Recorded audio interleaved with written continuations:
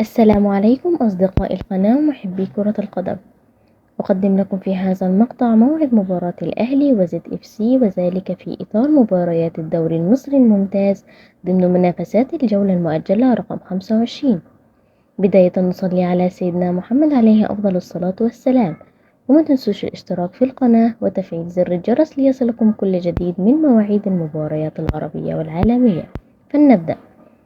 يدخل فريق النادي الأهلي المباراة وهو في المركز الأول برصيد 81 نقطة من أصل 31 مباراة، بينما نادي زد اف سي يدخل المباراة وهو في المركز السابع برصيد 47 نقطة من أصل 31 مباراة.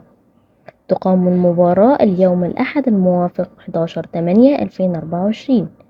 تبدأ المباراة الساعة 9 مساء بتوقيت مصر والسعودية والعراق والكويت وسوريا والأردن وفلسطين واليمن، والساعة 10 مساء بتوقيت الإمارات وعمان، والساعة 8 مساء بتوقيت السودان وليبيا، والساعة 7 مساء بتوقيت تونس والجزائر والمغرب.